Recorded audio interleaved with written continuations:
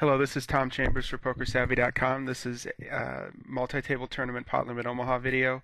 It's the first in what will likely be a 3-video series. I guess it might squeak out to being 4. I'm not sure, but I think I got about 3 hours worth of footage here.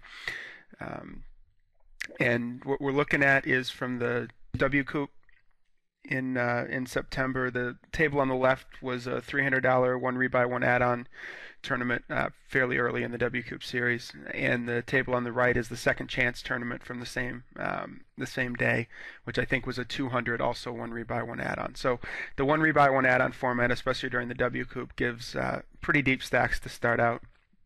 I think the triple draw thing was going on the off screen. Anyway, gives pretty deep stacks to start because you have, I think you get 5,000.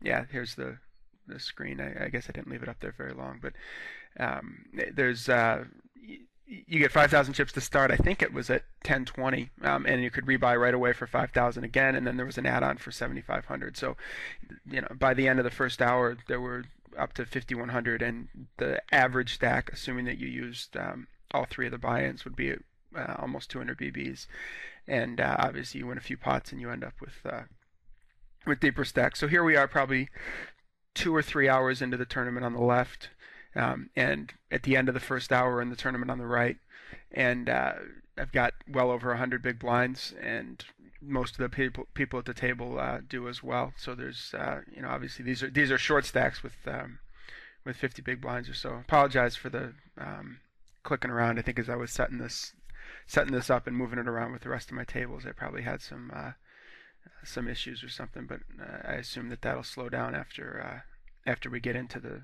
routine of the video. Anyway, the stacks will likely stay because I think it's half-hour levels in these. It might have been 20 minutes, but I'm almost positive it was a half hour, and it's stacks are going to stay fairly deep for quite a while.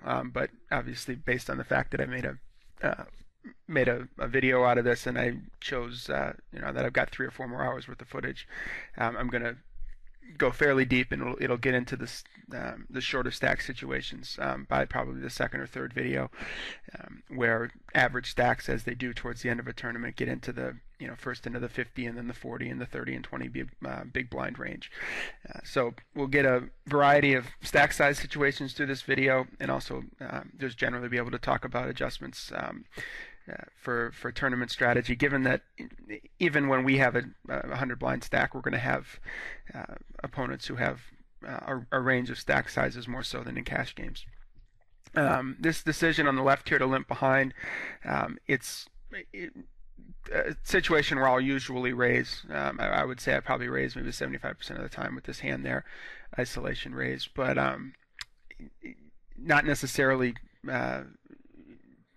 too eager to play big pots against the one guy at the table who's got me covered, and it's not much of a difference in terms of expected value, I think, to isolate raise this type of a hand or to limp behind. Here I go bluffing.